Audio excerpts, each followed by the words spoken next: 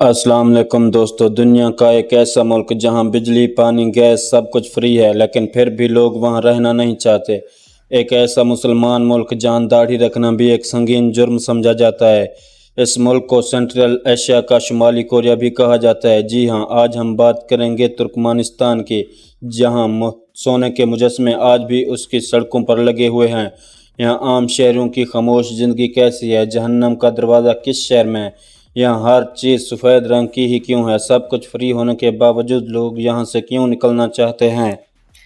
इसके अलावा भी बहुत कुछ जानेंगे आज की इस वीडियो में। तो चलिए आज की इस दिलकश और हैरत अंगेज सफ़र का आगाज़ करते हैं। दोस्तों, तुर्कमानिस्तान वस्ती एशिया का एक निहायत अजीब व गरीब और मुनफरिद मुल्क है। तुर्कमानिस्तान का ऑफिशियल नाम सिर्फ तुर्कमानिस्तान है। ये मुल्क अपनी वसी सहराओं, कदीम सकाफ़त और कुदरती वसाइल की वजह से पूरी दुनिया में मशहूर है। सरहदों की बात करें तो तुर्कमानिस्तान के शुमाल में काज़ाकिस्तान, शुमाल मशरक़ में उज़्बेकिस्तान, जनूब में अफ़गानिस्तान, जनूब मगरब में ईरान और मगरब में बहीरा कैस्पियन की सैली पट्टी वाक़या है। ये सरहदें सिर्फ जोग्राफियाई हदूद नहीं बल्कि तिजारती, सकाफ़ती और सियासी अहमियत भी रखती हैं। इसी लोकेशन की वजह से तुर्कमानिस्तान तवानाई की तरसील के बड़े रास्तों पर काबिज़ रहता है। क्या आप जानते हैं कि तुर्कमानिस्तान को दुनिया में अक्सर खरबूजों का मुल्क भी कहा जाता है। ये सिर्फ एक उर्फी नाम नहीं बल्कि हकीकत है, क्योंकि यहाँ के खरबूजे सहराई गर्मी, सहराई हवा और रात की ठंडक की वजह से ज़्यादा रसीले और कुदरती तौर पर मीठे होते हैं, और यही खसूसियत उन्हें आलमी मंडी में ख़ास मकाम दिलाती है। तुर्कमानिस्तान में खरबूजों के खेत तकरीबन 1 लाख हेक्टेयर रकबे पर फैले हुए हैं। यह मुल्क सालाना तकरीबन 5 लाख टन खरबूजे पैदा करता है, जिनका तकरीबन 40% हिस्सा दूसरे ममालिक को बरामद किया जाता है, ख़ास तौर पर रूस, ईरान और वस्ती एशिया के ममालिक को। तुर्कमानिस्तान का कुल रकबा तकरीबन 4,91,200 मुरबा किलोमीटर है, यानी ये पाकिस्तान के कई सूबों से बड़ा है, मगर आबादी इतनी कम है कि हर शहरी के लिए औसतन 70 मुरबा किलोमीटर ज़मीन दस्तयाब है। तुर्कमानिस्तान की कुल आबादी तकरीबन 63 लाख अफराद पर मुश्तमिल है, जो उसे दुनिया के कम आबादी वाले ममालिक में शामिल करती है।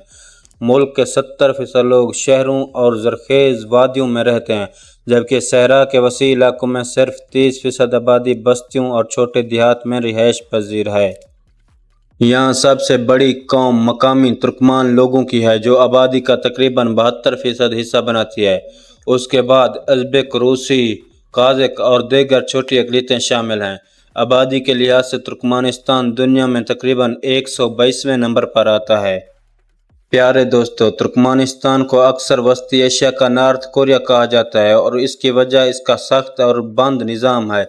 ये मुल्क बाज़ाहिर जदीद इमारतों, कुशादा सड़कों और खूबसूरत शहरों पर मुश्तमिल है, लेकिन इस चमक दमक के पीछे एक सख्त हुकूमती ढांचा मौजूद है। हुकूमत हर अहम शोबे पर गहरा कंट्रोल रखती है। मीडिया, सियासत और इंटरनेट सब रियासत के ज़ेर असर हैं। गैर मुल्की सियाह भी यहाँ अपनी मर्ज़ी से नहीं घूम सकते। यहाँ के आम शहरों के लिए भी बैरून मुल्क सफ़र करना बहुत मुश्किल है, क्योंकि पासपोर्ट और वीज़ा आसानी से नहीं मिलते। दोस्तों, पाकिस्तान के मौजूदा हालात देखकर लगता है कि हमारा मुल्क भी तीसरा नॉर्थ कोरिया बनने जा रहा है। आप लोगों की इस बारे में क्या राय है, कमेंट में ज़रूर बताएं। अब ज़रा और भी चौंका देने वाली बातें सुनते जाएं। एक मुसलमान मुल्क होने के बावजूद यहाँ दाढ़ी रखने पर मुकम्मल पाबंदी है। यहाँ का सदर भी अपने अजीब शौक की वजह से दुनिया भर में मशहूर है। इसकी सोच का अंदाज़ा इस बात से लगा लें कि उसने अपने पसंदीदा कुत्ते का सोने से बना हुआ मुजस्मा शहर के एक नुमाया मकाम पर लगवा रखा है, जो आज भी लोगों के लिए हैरत का बायस है। दोस्तों, आपको तुर्कमानिस्तान में हर तरफ सफ़ेद रंग की गाड़ियां नज़र आएंगी, क्योंकि हुकूमत ने बाकी तमाम रंगों की गाड़ियों पर पाबंदी लगा रखी है। उनके नज़दीक सफ़ेद रंग खुशकिस्मती और अच्छे नसीब की अलामत समझा जाता है। यहाँ सदर की शख्सियत को बहुत ज़्यादा इज़्ज़त और अकीदत के साथ पेश किया जाता है। टीवी चैनल्स पर सदर की तारीफ़ आम बात है।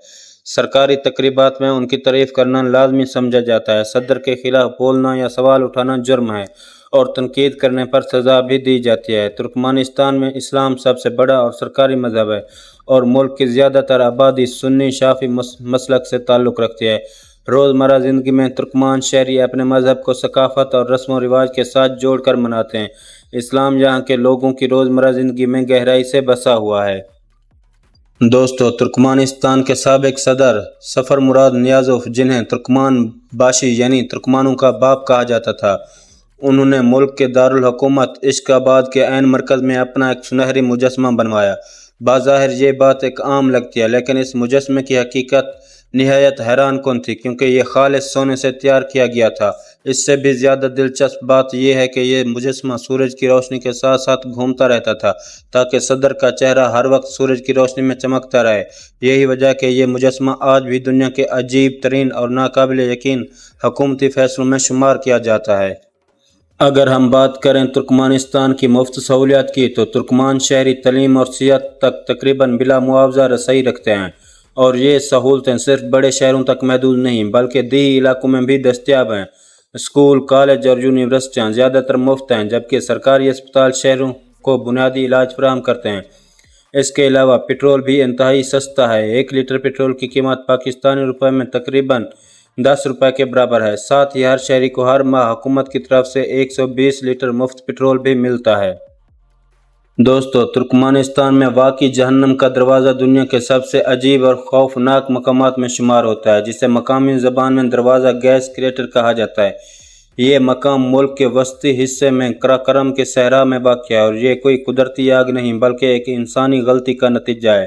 سن 1971 میں سوویت دور کے ماہرین یہاں قدرتی گیس کی تلاش کر رہے تھے کہ اچانک زمین بیٹھ گئی اور ایک بہت بڑا گڑھا بن گیا، جس کا قطر تقریباً 70 میٹر اور گہرائی 30 میٹر ہے۔ اس گڑھے سے زہریلی گیس نکلنے لگی تو ماہرین نے یہ سوچ کر آگ لگا دی کہ گیس چند دنوں میں ختم ہو جائے گی، مگر حیران کن بات یہ ہے کہ یہ آگ آج تک جل رہی ہے، اور اسی وجہ سے اسے جہنم کا دروازہ کہا جانے لگا۔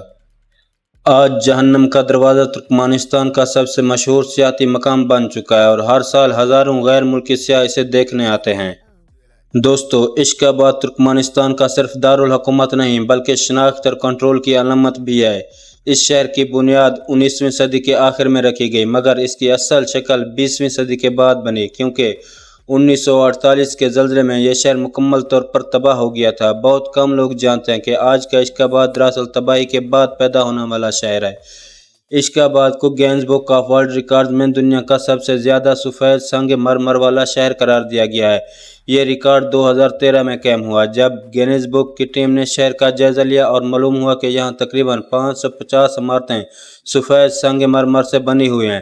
یہ خاص سنگ مرمر اٹلی سے منگوایا گیا تھا۔ شہر کی سرکاری عمارتیں، یادگاریں، پارک اور حتیٰ کہ سڑکوں کے کنارے کی دیواریں بھی سنگ مرمر سے مزین ہیں۔ رات کے وقت جب شہر روشنیوں میں نہایا ہوتا ہے تو ایسا محسوس ہوتا ہے جیسے آپ کسی خواب یا جادوئی دنیا میں چل رہے ہوں۔ لیکن دوستو، اس شہر کا ایک دوسرا چہرہ بھی ہے، اور وہ ہے اس کی خاموشی۔ یہ شہر باہر سے جلتا خوبصورت نظر آتا ہے، اندر سے کہیں زیادہ خاموش بھی ہے۔ اشک آباد کی سڑکیں اکثر بہت خالی نظر آتی ہیں، نہ لمبی قطاریں، نہ رش اور نہ شور شرابہ۔ اس کی سب سے بڑی وجہ حکومتی پابندیاں ہیں۔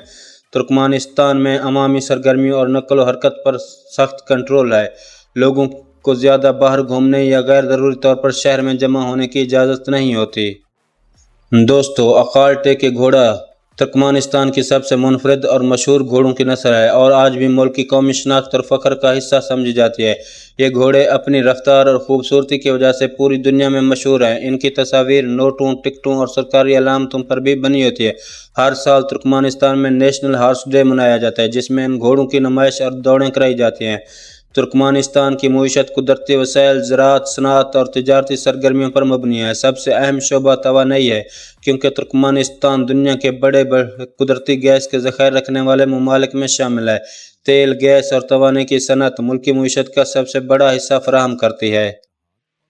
ترکمانستان کی تاریخ صرف ایک ملک کی داستان نہیں بلکہ وسطی ایشیا کی تہذیب، سلطنتوں اور ثقافتی میل جول کی زندہ تصویر ہے۔ ہزاروں سال پہلے یہ زمین قدیم انسانی بستیوں کا مرکز تھی۔ مرو اور کونیا، ارگن جیسے شہر قدیم سلطنتوں اور تجارتی راستوں کا حصہ رہے۔ 11ویں صدی میں سلجوقی سلطنت نے اس علاقے پر قبضہ کیا، جبکہ 19ویں صدی میں روسی سلطنت نے ترکمانستان کو اپنے کنٹرول میں لے لیا۔ 1924 میں یہ سوویت یونین کے تحت ایک سوشلسٹ ریپبلک بنا، اور پھر 1991 میں سوویت یونین کے خاتمے کے بعد ایک آزاد ملک کے طور پر سامنے آیا۔ تو پیارے دوستو، یہ تھا ہمارا آج کا دلچسپ اور حیرتوں سے بھرا ترکمانستان کا سفر۔ ہمیں امید ہے کہ آپ کو یہ ویڈیو پسند آئی ہوگی۔ اور آپ نے اس سے کچھ نیا سیکھا ہوگا۔ ویڈیو کے بارے میں اپنی رائے کمنٹ باکس میں ضرور بتائیں۔ اگر ویڈیو اچھی لگی ہو تو لائک کریں، دوستوں کے ساتھ شیئر کریں اور چینل کو سبسکرائب کرنا نہ بھولیں۔